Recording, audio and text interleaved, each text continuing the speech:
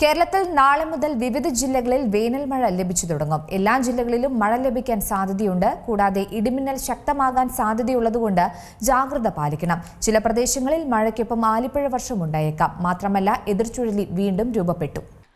എന്താ ചൂട്! സഹിക്കാൻ പറ്റുന്നില്ല. പുറത്തിറങ്ങിയാൽ പൊള്ളുമെന്നുറപ്പാണ്. അത്രത്തോളം ചൂട് വർദ്ധിക്കുകയാണ്. ചുട്ടുപൊള്ളുന്നു കേരളം എന്ന് വേണമെങ്കിൽ പറയാം. മിക്ക ജില്ലകളിലും സാധാരണയിലും കൂടുതൽ ഡിഗ്രി സെൽഷ്യസിലാണ് താപനില റിപ്പോർട്ട് ചെയ്യുന്നത്. കൂടാതെ ചില ജില്ലകളിൽ ഉഷ്ണതരംഗ മുന്നറിയിപ്പുമുണ്ട്. എന്നാൽ ഇതാ കൊടും ചൂടിനിടയിലും ആശ്വാസമായി ചില പ്രദേശങ്ങളിൽ വേനൽ മഴ എത്തുന്നു എന്ന റിപ്പോർട്ടുകൾ വരുന്നു. ഏറ്റവും പുതിയ റിപ്പോർട്ട് അനുസരിച്ച് വരുന്ന 29-ാം തീയതി പത്തനംതിട്ട, ഇടുക്കി, കണ്ണൂർ, കാസർഗോഡ് ജില്ലകളിൽ കഠിനമായ മഴയ്ക്ക് സാധ്യതയുണ്ടെന്നാണ് കണക്കുകൂട്ടൽ.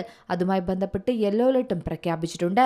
ഒറ്റപ്പെട്ട ശക്തമായ മഴയ്ക്കുള്ള സാധ്യതയും പ്രവചിച്ചിട്ടുണ്ട്. കൂടാതെ സംസ്ഥാനത്ത് ഒറ്റപ്പെട്ടയിടങ്ങളിൽ ഇന്നു മുതൽ 29-ാം തീയതി വരെ ഇടിമിന്നലോടുകൂടിയ മഴയ്ക്കും മണിക്കൂറിൽ 40 മുതൽ 50 കിലോമീറ്റർ വരെ വേഗതയിൽ ശക്തമായും കാറ്റിനും സാധ്യതയുണ്ടെന്നും കേന്ദ്ര കാലാവസ്ഥാ വകുപ്പ് അറിയിക്കുന്നുണ്ട്. ഇടിമിന്നൽ മുന്നറിയിപ്പുള്ളതുകൊണ്ട് തന്നെ പൊതുജനങ്ങൾ പ്രത്യേക ജാഗ്രത പാലിക്കണം. ഉച്ചയ്ക്ക് ശേഷമുള്ള സമയങ്ങളിലാണ് കൂടുതലായും ഇടിമിന്നലിന് സാധ്യതയുള്ളത്. നാളെ മുതൽ വിവിധ ജില്ലകളിൽ വേനൽ മഴ ലഭിച്ചു തുടങ്ങുമെന്നും കാലാവസ്ഥാ നിരീക്ഷണ കേന്ദ്രം പറയുന്നുണ്ട്. അതായത് ഒറ്റപ്പെട്ട മഴയാണ് ലഭിക്കുക.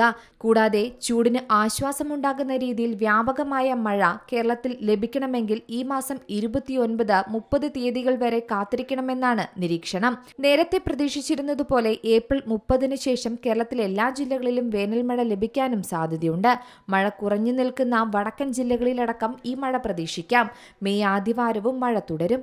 എല്ലാ ദിവസവും തുടർച്ചയായി മഴയുണ്ടാകില്ല എന്നും പ്രത്യേകം ശ്രദ്ധിക്കണം. വൈകുന്നേരങ്ങളിൽ ഇടിയോടുകൂടിയ ശക്തമായ മഴ വിവിധ പ്രദേശങ്ങളിൽ ലഭിക്കുമെന്നും പറയുന്നുണ്ട്. ഇതിൽ ഏറ്റവും കൂടുതൽ മഴ ലഭിക്കുക കിഴക്കൻ മലയോര മേഖലകളിലായിരിക്കും. ഇടിമിന്നൽ ശക്തമാകാനും സാധ്യതയുണ്ട്. എന്നാൽ മഹാരാഷ്ട്രയ്ക്കും കർണാടകയ്ക്കും മുകളിലായി വീണ്ടും എതിർചുഴലി രൂപപ്പെട്ടു. ഇത് കൂടുതൽ ദിവസം തുടരാൻ സാധ്യതയില്ല എന്നാണ് പറയുന്നത്. ഇതോടൊപ്പം കർണാടകയുടെ മുകളിൽ നിന്ന് കുമാരിക്കടൽ വരെ നീളുന്ന ന്യൂനമർദ്ദപാത്തി രൂപം കൊണ്ടിട്ടുണ്ട്. ഇത് ഒറ്റപ്പെട്ട മഴയ്ക്കും കാരണമാകും. എതിർചുഴലി നീങ്ങുന്നതോടെ ഈ മാസം 30 മുതൽ നല്ല രീതിയിൽ മഴ ലഭിച്ചു തുടങ്ങുമെന്നാണ് പറയുന്നത്. News desk C Malayalam news.